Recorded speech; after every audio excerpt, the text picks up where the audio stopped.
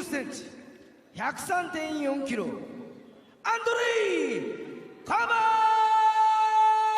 レフ。赤コーナー、188センチ、111.35 キロ、ジャルジーニョ・ホーゼン・ストライク。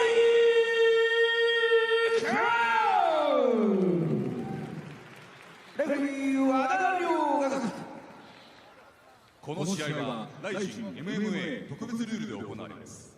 1ラウンド5分、2ラウンド5分、3ラウンド5分、インターバルは60秒で行われます。グラウンド状態での膝による頭部への攻撃、サッカーボールキック、踏みつけは認められています。また、この試合は両者が合意したため、 These guys are absolute monsters, Frank Trigg. Look at the size of these two guys. They're small. They're small guys. I mean, we are scheduled for 3 rounds, Nope. 5 minutes each. Nope. Yellow card right off the bat. Grease. For Rosenstrike, so we know it's something illegal. Yeah, he had grease on that.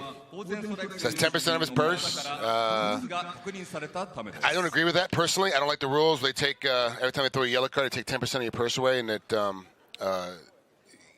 there's really no benefit, to it. All it does now is it hurts the fighter trying to fight, and if he gets one more yellow card, then the fight's over. So anything could happen at this point.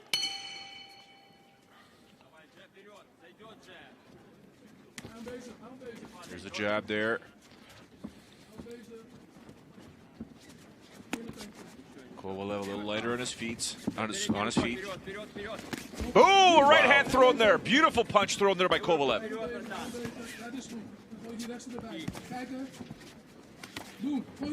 Nice jab by Rosenstrike, like you said. Yeah. He's going to sneak him in. He'll find a space, especially with his little gloves on. For kickboxing, obviously, he's used to having bigger gloves. There's a lot less area to find your way through.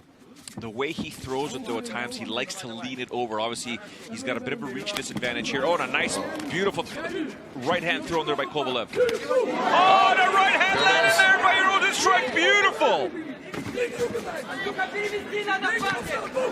Oh, my goodness. Okay, I was wrong. I thought by now Kovalev would have shot. He's been hit 3 or 4 times heavy by Rosenstrike, but he's staying up.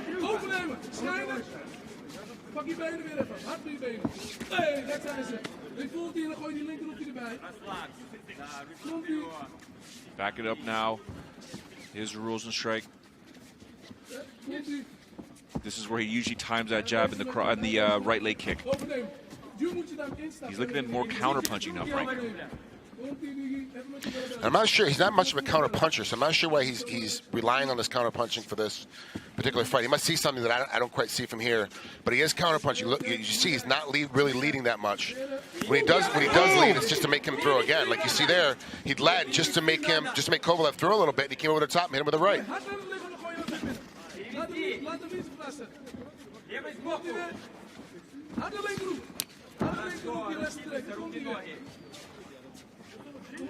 Kovalev's taking some shots here, still moving forward.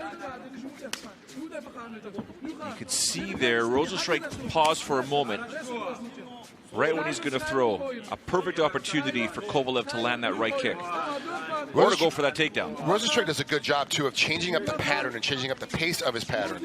He'll jab, jab, jab, cross, and all of a sudden jab, cross. And so you're not used to that rhythm. You're trying to block the cross that's not coming yet, and when you finally relax from the cross that didn't come is when he throws his cross, and that's what hits you. So a lot of his punches are coming through. One, you're out of position because you're throwing punches, which is why he's counter-punching right now, but also, two, he does a great job of changing the pace. Just past the midway part of the first round. Whoa. Scheduled for 3. Good shot landed there by Kovalev. I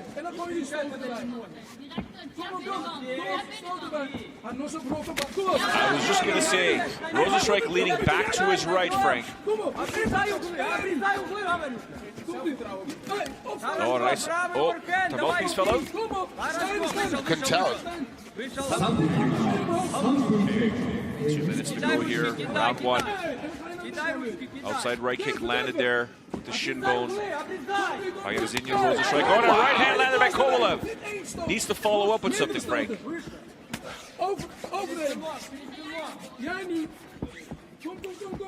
The other thing that Kovalev does is that every time he gets a hard kick thrown at him, he stops. He stops moving. Where with Rosenstrike, every time anything lands on him, he immediately moves right after.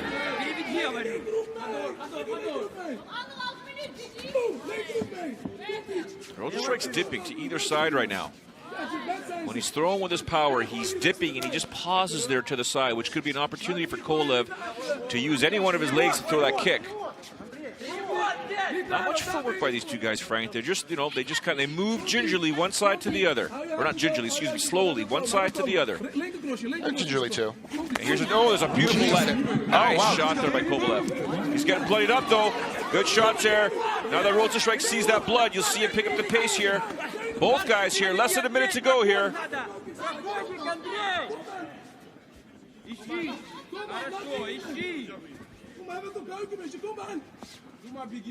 Drops his right hand, this Kovalev. Dangerous thing to do with a punching power of Rosenstrike.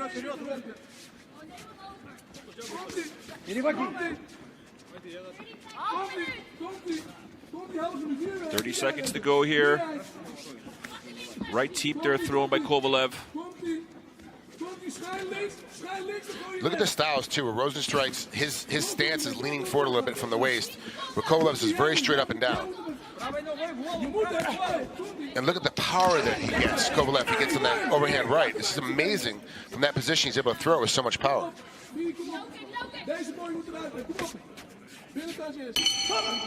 Round one come to an end. Rising heavyweights. Wow. Andrei Kovalev. Jairzinho Rosenstrike.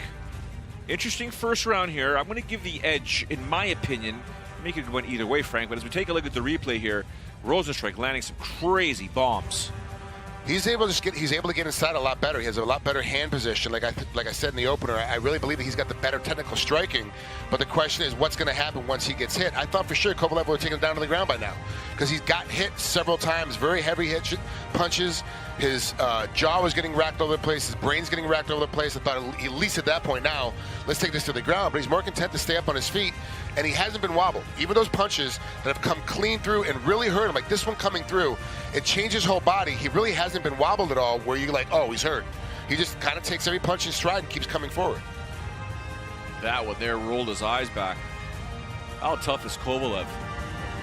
There's some mass power coming when Jairzinho lands those strikes. Rosenstrike lands those strikes. Seconds out. Red Kovalev's corner, ready to go. seconds out, please. He's already got a yellow card. He's already got a yellow card doing an old school boxing trick, yeah. Frank. Oh, mouthpiece, got to wait 10 more seconds.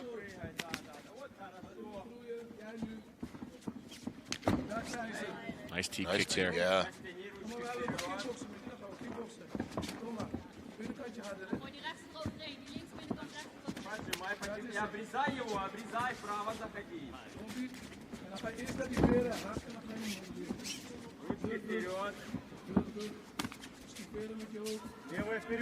Back to the center of the ring they go. Methodical striking right now. A little more bounce in Rosenstrike's step here, Frank. A little more bounce in his footwork. Did he get warmed up finally? Is it, I'm not sure. Does he see something? He really hasn't done much difference other than a couple more a couple of more high kicks than we saw in the first round. Smart use of the teep there by Kovalev, because Rosenstrike was coming in for that finish, Frank. With a huge flying knee that probably would have got through, but the teep kick pushed him off. What I find interesting, Joe, is that both these guys agreed to use elbows, and neither one of them have thrown an elbow yet from any position. Good point. Very good point.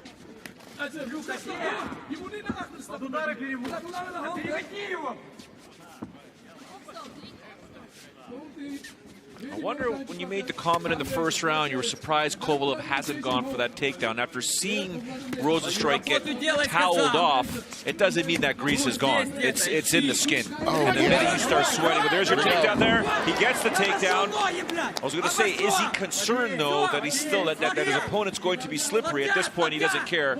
There's a nice little elbow landed there, sneaky elbow. And now he's trying to get over there, Frank. Trying to pass to that side. And I didn't even put that together, Joe, that, hey, the grease is probably still there. Let me just wait a second. Great usage of Kovalev to use the ring ropes to his advantage. Little rope-a-dope, drew him into the rope, and as the ropes push back, he turns the corner and puts him right down on the canvas without a problem.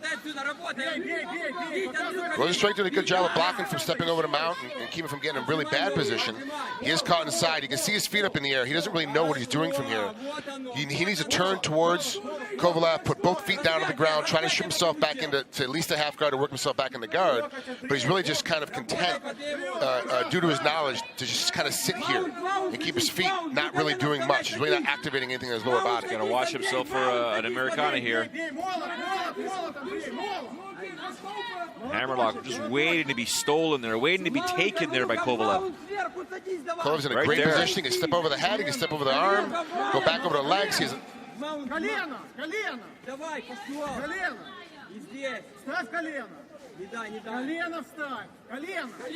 remember, the old school, his legs are up in the air, so the defense, like you said, Frank, is not there. The old school jiu-jitsu motto is when you take someone down to the ground, you've got to go through a bit of a stage called the floppy fish theory. You pull a fish out of water, you put him on the ground, he's going to flop around for a little bit. Eventually, they'll stop flopping around, and then you can take advantage. But in a timed fight, you got to pick up the pace a little bit.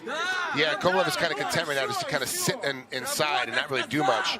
And his takedown was so easy. I wouldn't, be mindful of him if he went north-south, and if it didn't work, go all the way around to the other side and go side on the other side, because it really hasn't going to change much position, but will exhaust Rosenstrike. Now, one thing I liked about Rosenstrike, though, is every time Kovalev did try to go to mount, he was able to block it. He is smart enough to at least put that inside leg up. Caught in half. Quick push to the knee and slide that leg right out. There's also the ground and pound. Now, what you hear his corner telling him to walk it out. Basically, get that leg out. If you ever have a chance, John Danaher Coach John Danaher from Renzo Gracie's Academy in New York. The 4 steps of jiu-jitsu, very simple. Take your fight down on the ground, pass the legs, get to a dominant position, and then go for a submission or a finish. And in mixed martial arts, you're fighting a guy like this, Frank, where you're on the ground and you picked it up right off the bat. He's not defending properly. If he doesn't really know what to do, set up, get to the back. Yeah, set him up. Get to the back. Force him to start turning away from you. Force him to start giving you his back. And just by natural human body chess, you put yourself in certain positions, he'll feel like he'll have to give you his back to be in a better position, which is what you want him to do.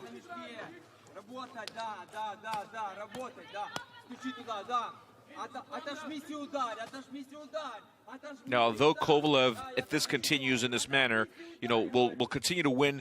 Remember, in Japan, they do not score round by round. They score the fight as a whole. So at Rising, they score the fight as a whole.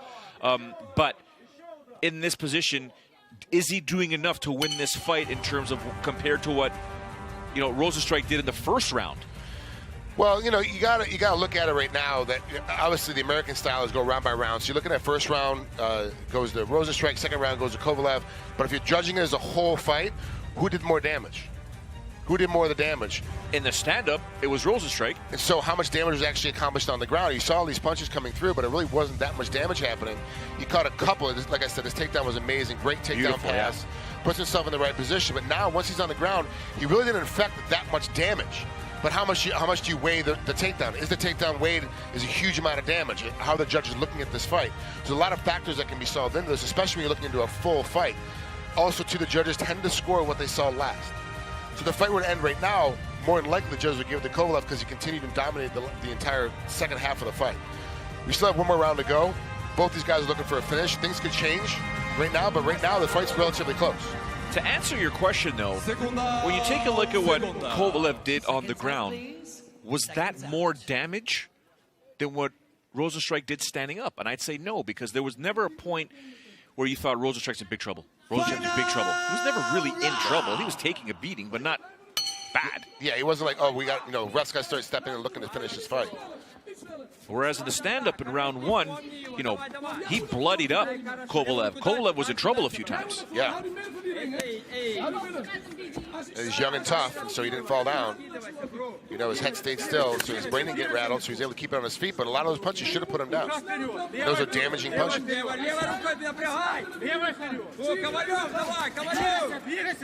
That looked pretty low to me, Frank. Yeah, he's already been warned twice about that low teep kick, and he just did it again. You know, one thing that Rizin is adamant on, and not just Rizin, Frank, the Japanese fans, they want excitement. They want to see exciting fights. They don't care whether you win or lose. Just put on a performance. Right? So, I mean, it's not like they're not trying to finish. It's just not that pace. The high level just isn't there just yet. I mean, on paper, I looked at this fight here and thought, there's no way this one's going. Oh, that was a good shot there. That was a straight. You heard him grunt. Like, I'm just not going down that time. I'm just going to force myself out of this. And he forced himself into being on top. Kovalev's in a bad position because very bad here. Rosenstrike on top doesn't carry. He's not looking for position. He's looking to hit you. Those guys are the most dangerous on top of you when they're not really looking for a position change. They don't really care. They're just looking to hit you. So every time that you move, you're going to catch another punch.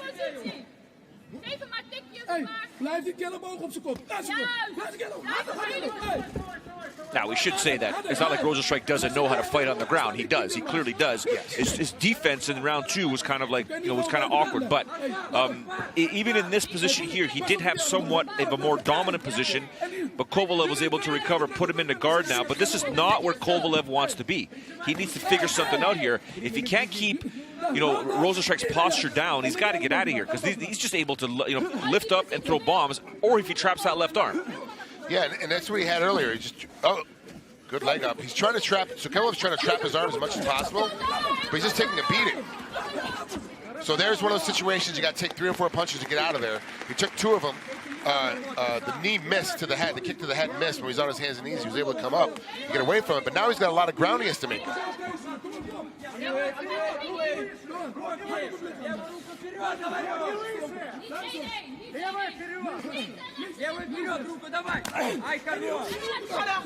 Both throwing at the same time. It's Rosenstrike now trying to pick up the pace here. Another takedown attempt there. He tried to use the leg for the trip, but wasn't able to successful. That was a horribly timed takedown at the wrong time, the wrong position, and now he's just laying there like, this is bad. That was a bad spot by Kovalev. Under 2 minutes to go here, round number 3. Rizin Fighting Federation 10. Heavyweight action here in the ring. Andrei Kovalev on the bottom from the Ukraine. Yerzinho Rosenstrike from Sudume on the top. Kovalev is exhausted. Yes, he's definitely tired.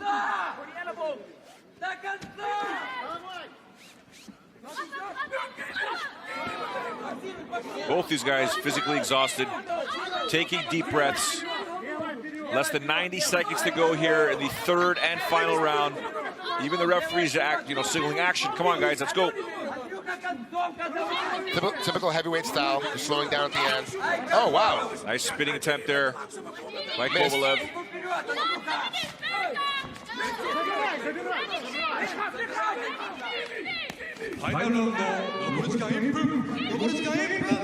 You can hear Rosenstrike's corner pleading with him to pick up the pace. Let's go for a finish here. Kovalev having none of it, going for the clinch.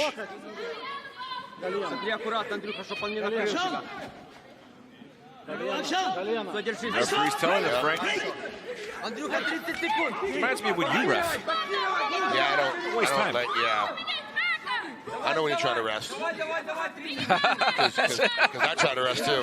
I'm trying to remember which fight I watched of yours when you were reffing. You had none of it in the 3rd round. No, there's no resting here. You guys are here to fight. You know, you gotta entertain the fans as well, but you also gotta prove that you want to be in these positions. A lot of these fighters are just holding on and clinching because they need a break. 10 seconds to go here. There's a chance for a trip there, but it's not going to do much, Frank. It's not going to do much.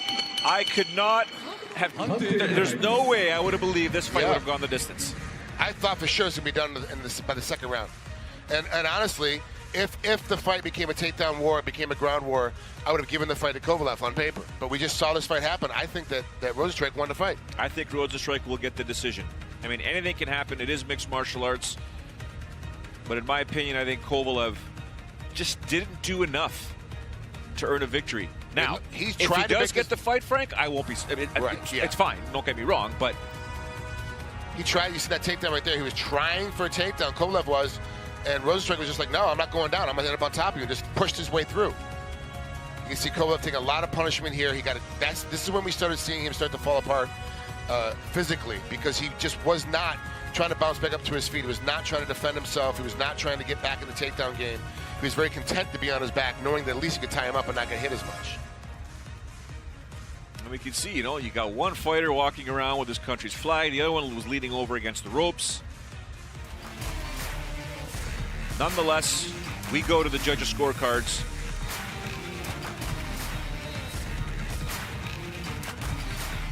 Let's find out who wins this one, Frank.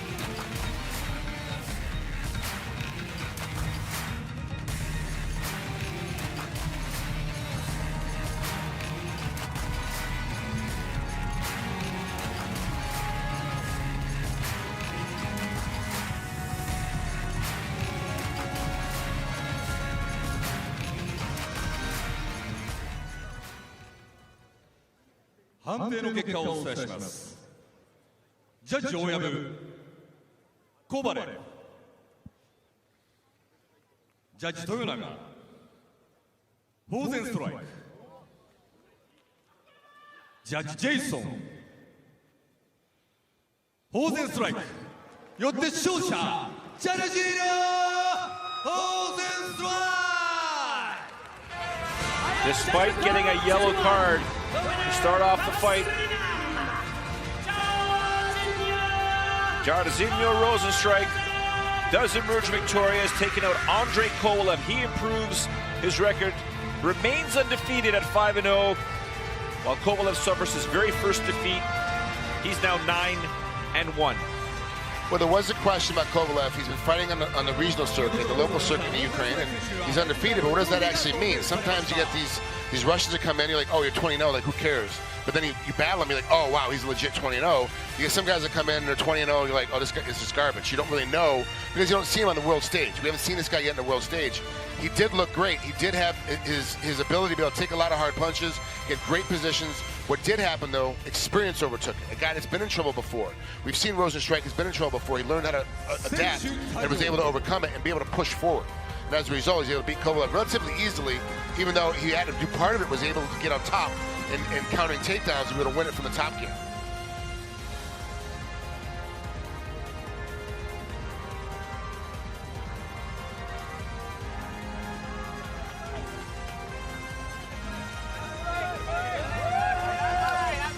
Gotta show love to the fans, Frank. That's how you build fans here in Japan.